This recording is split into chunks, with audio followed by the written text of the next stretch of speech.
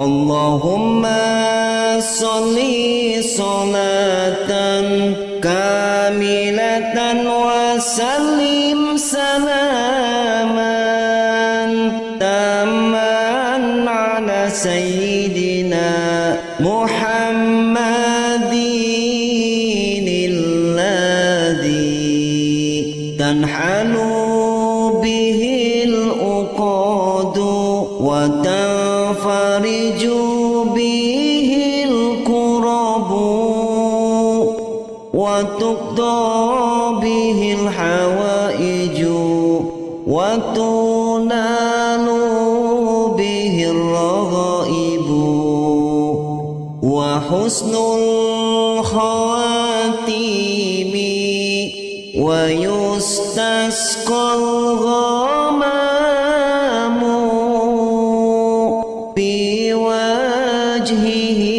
karim wa ala alihi wa sahbihi fi kulli lamhatin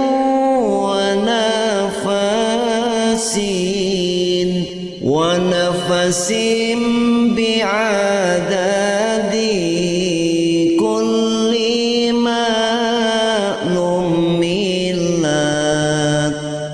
Allahumma sholli sholatan kamilatan wa sallim salaman tamman ala sayyidina Muhammadin alladhi tanhalu bihil uqadu wa tanfariju bihil kurabu wa tuqda bihil hawaiju wa tunalu bihil raghaibu wa husnul khawatimi wa yustasqal ghamamu biwajhihil karim wa ala alihi wa sahbihi fi kulli lamhatin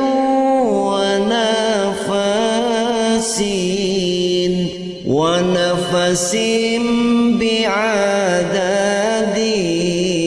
kulli ma'lum millat.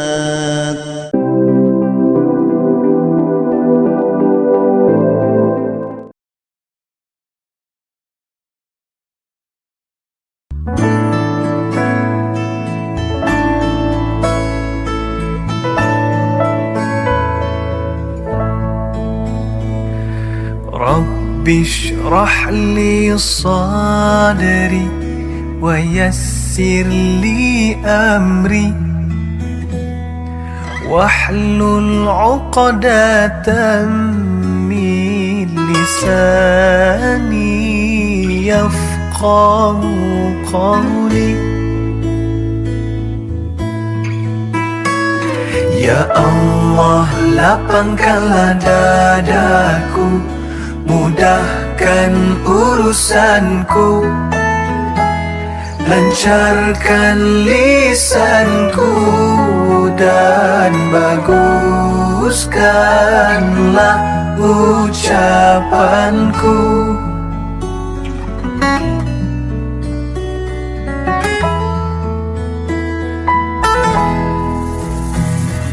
Rabbi shrah li sadri wa yassir li amri wahlul 'uqdatam min lisani yafqahu qawli. Ya Allah, lapangkanlah dadaku, mudahkan urusanku,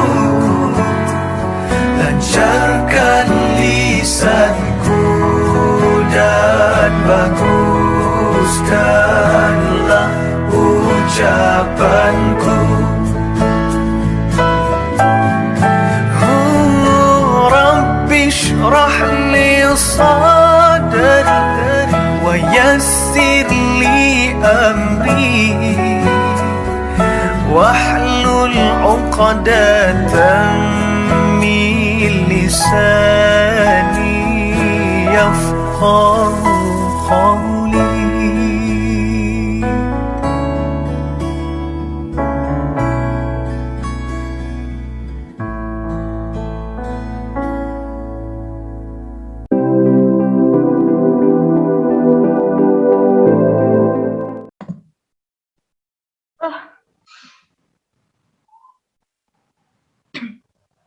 Bismillahirrahmanirrahim.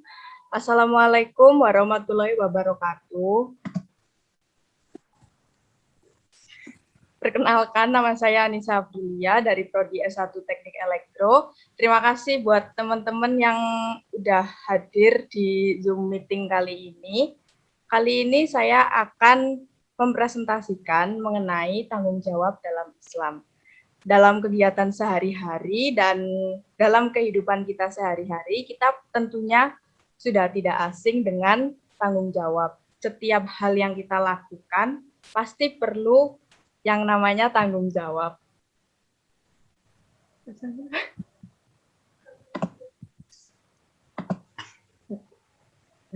Definisi tanggung jawab itu banyak ya teman-teman. Di sini saya menuliskan 3 definisi tanggung jawab, yaitu keadaan untuk wajib menanggung segala sesuatu, kesadaran manusia akan tingkah laku atau perbuatan yang disengaja maupun yang tidak disengaja, kesadaran seseorang akan kewajiban untuk menanggung segala akibat dari sesuatu yang telah diperbuatnya. Tanggung jawab ini itu bersifat kodrati. Artinya sudah menjadi bagian dari kehidupan manusia. Setiap manusia pasti dibebani dengan tanggung jawab. Apabila tidak mau bertanggung jawab, maka ada pihak lain yang memaksakan tanggung jawab. Dengan demikian, tanggung jawab dapat dilihat dari 2 sisi, yaitu dari sisi pihak yang berbuat dan dari sisi yang dapat dilihat dari sisi yang berbuat dan dari sisi kepentingan pihak lain. Tanggung jawab adalah ciri manusia beradab, berbudaya. Setiap manusia akan mempertanggungjawabkan perbuatannya, baik perbuatan baik maupun perbuatan buruk, dan akan mendapat balasan setimpal di saat hari akhir nanti. Balasan bisa diterima di akhirat atau sekarang di dunia atau bahkan kedua-duanya. Tanggung jawab dapat dibedakan menurut keadaan manusia atau hubungan yang diperbuatnya. Atas dasar ini, kemudian dikenal beberapa jenis tanggung jawab, yaitu tanggung jawab kepada diri sendiri, tanggung jawab kepada keluarga, tanggung jawab kepada masyarakat, tanggung jawab kepada bangsa dan negara, dan tanggung jawab kepada Allah Subhanahu wa Ta'ala. Selanjutnya, setiap nafas baru yang Allah Subhanahu wa Ta'ala izinkan untuk kita ambil bukan hanya sebagai berkah, tetapi tanggung jawab dan juga amanah. Selanjutnya yaitu ayat Al-Quran dan hadis tentang tanggung jawab. Yang pertama ada Quran surat Al-Qiyamah ayat ke-36 yang memiliki arti, apakah manusia mengira dia akan dibiarkan begitu saja tanpa pertanggungjawaban? Ayat di atas mengemukakan dalil tentang kebenaran hari kebangkitan dengan menggunakan kalimat pertanyaan, yaitu apakah manusia dijadikan percuma begitu saja tanpa pertanggungjawaban? Apakah manusia diciptakan kemudian dibiarkan hidup seenaknya tanpa ada perintah dan larangan dari Allah yang harus ditaati dan diikuti? Apakah setelah ia mati, Allah Subhanahu wa Ta'ala tidak meminta pertanggungjawaban hidupnya di alam kubur dan di padang mahsyar kelak? Karena itulah, dalam ayat di atas mengingatkan bahwa umat manusia nanti akan dimintai pertanggungjawaban atas semua hal yang telah dilakukannya di dunia ini. Lalu yang kedua ada hadis tentang tanggung jawab.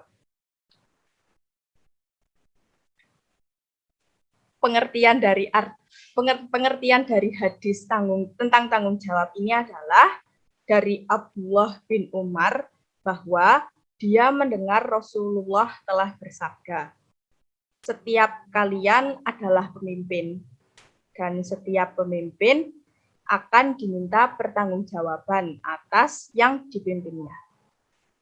Imam kepala negara adalah pemimpin yang akan diminta pertanggungjawaban atas rakyatnya.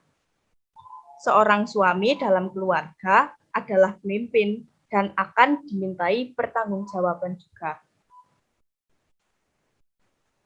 Seorang istri adalah pemimpin di dalam urusan rumah tangga suaminya dan akan dimintai pertanggungjawaban juga atas rumah tangga tersebut. Seorang pembantu adalah pemimpin dalam urusan harta tuannya dan akan dimintai pertanggungjawaban atas urusan tanggung jawabnya tersebut. Hadis riwayat Al-Bukhari. Hadis di atas menjelaskan bahwa pada hakikatnya semua manusia itu diberi tugas memimpin atau menjaga baik kaitannya dengan dirinya sendiri maupun orang lain. Tugas tanggung jawab ini itu amanah. Apapun jabatan yang ada pada diri seseorang, ia harus mempertanggungjawabkannya di hadapan yang dipimpin dan di depan pengadilan Allah Subhanahu wa Ta'ala. Kelak di akhirat, tak seorang pun mampu melepaskan diri dari tanggung jawabnya itu. Oleh karena itu, kita harus benar-benar waspada dan hati-hati dalam menjalankan tugasnya.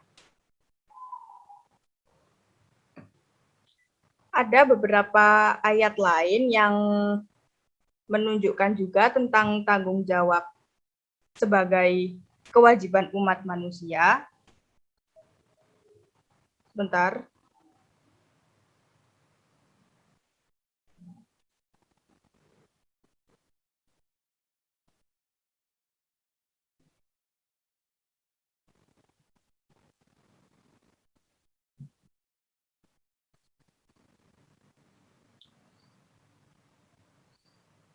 Yang pertama itu tentang tanggung jawab sebagai umat sosial manusia, itu ada di dalam surat Al-Isra ayat 34 dan Quran surat Al-Furqan ayat 16. Yang mana surat ini menegaskan bahwa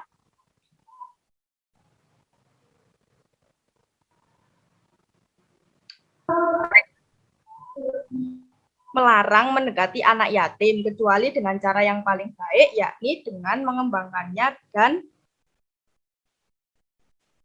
perintah memenuhi janji terhadap siapapun, baik kepada Allah Subhanahu wa Ta'ala maupun sesama manusia. Bahkan binatang-binatang, apa yang dijanjikan pasti diminta pertanggungjawabannya nanti oleh Allah Subhanahu wa Ta'ala. Lalu selanjutnya ayat tentang tanggung jawab personal pribadi diri kita masing-masing itu terdapat di Quran surat Al-Ahzab ayat 15 dan Quran surat Al-Isra ayat ke-36. Surat ini menjelaskan kepada orang per orang agar melakukan apa yang diperintah Allah di atas dan menghindari apa yang tidak sejalan dengannya.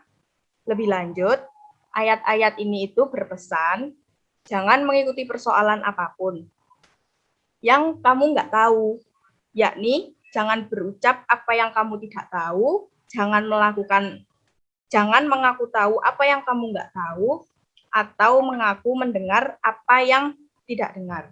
Sesungguhnya pendengaran, penglihatan, dan hati, semua yang merupakan alat-alat pengetahuan itu masing-masing akan ditanyai tentang bagaimana pemiliknya menggunakannya, sedang pemiliknya akan dituntut mempertanggungjawabkan penggunaannya.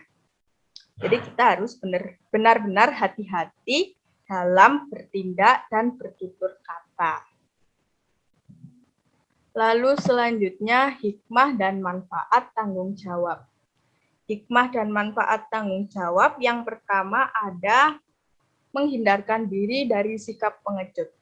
Dengan kita bertanggung jawab, orang-orang dapat melihat kita bahwa kita benar-benar niat dalam melakukan sesuatu hal. Jadi orang-orang pasti akan semakin yakin dengan kita dan kita akan semakin pede dengan hal itu. Lalu yang nomor 2, menjadikan kita manusia yang benar. Dengan bertanggung jawab, kita juga perlu jujur. Itu dapat membantu kita untuk menjadikan diri kita sebagai manusia yang benar. Yang ketiga, mendekatkan diri kepada Allah Subhanahu wa Ta'ala. Dengan bersikap tanggung jawab, kita akan dengan bertanggung jawab, kita akan semakin yakin dan semakin mendekatkan diri kita kepada Allah karena kita takut bila kita tidak dapat mempertanggungjawabkan hal-hal yang kita lakukan. Yang keempat, menjadi pemimpin yang disegani dan dihormati. Dengan kita bertanggung jawab, pastinya semua hal yang kita lakukan akan kita pertanggungjawabkan kan. Berarti kita harus benar-benar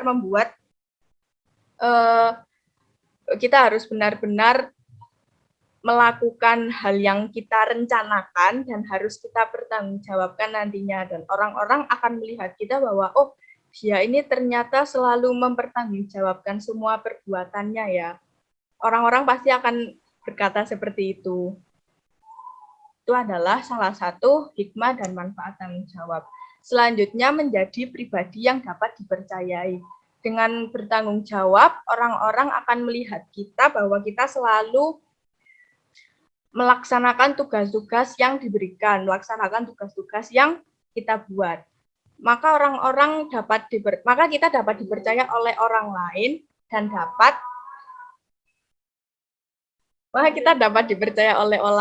lain dan dapat diamanahi suatu hal. Selanjutnya, meraih kesuksesan, semua hal-hal baik itu pasti akan dibalas juga dengan hal baik.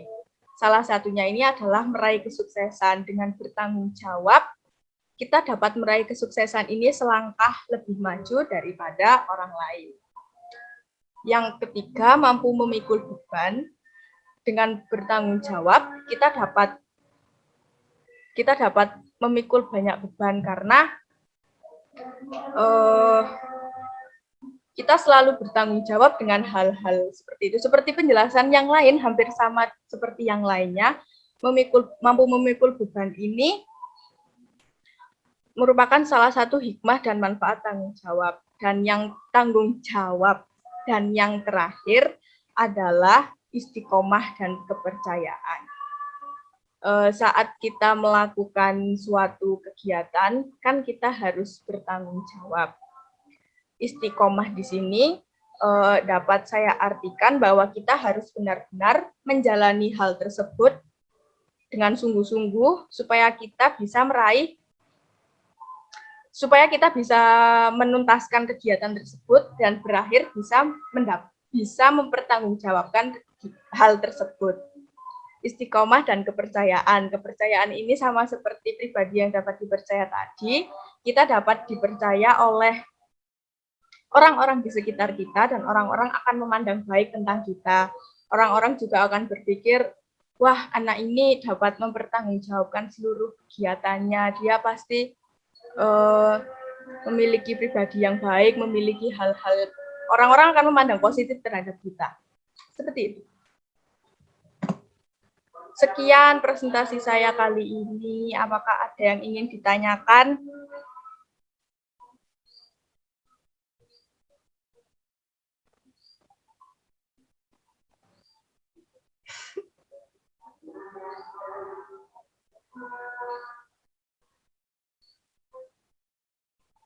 Jika tidak ada, terima kasih karena sudah mendengarkan presentasi saya tentang tanggung jawab dalam Islam. Terima kasih buat teman-teman semua yang sudah hadir. Sekian, wassalamualaikum warahmatullahi wabarakatuh. Waalaikumsalam warahmatullahi wabarakatuh. Gak iso metu.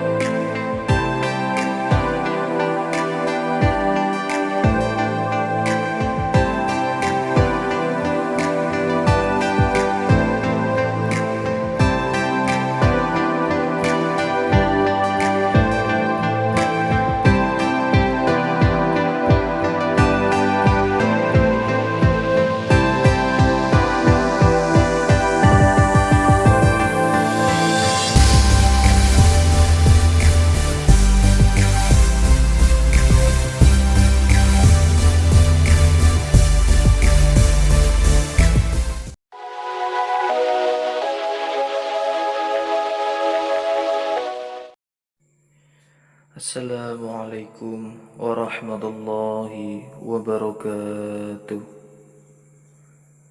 Doa sesudah belajar. Bismillahirrahmanirrahim. Allahumma inni istaudi'uka ma 'allamtanihi fardudhu ilayya inda hajati wala tangsanihi ya rabbal alamin.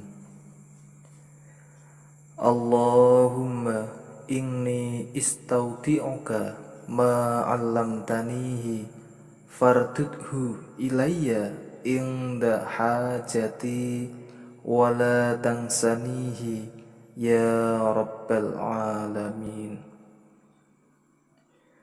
Allahumma inni istaudi'uka ma 'allamtanihi fardudhu ilayya inda hajati wala tangsanihi ya rabbal alamin. Artinya, ya Allah, sesungguhnya kutitipkan kepadamu apa yang telah Engkau ajarkan kepadaku, maka kembalikanlah dia kepadaku di saat aku membutuhkannya. Janganlah Engkau buat aku lupa kepadanya, wahai Tuhan pemelihara alam. Demikianlah lafaz doa sesudah belajar, mudah-mudahan bermanfaat. Akhirul kalam, wassalamualaikum warahmatullahi wabarakatuh.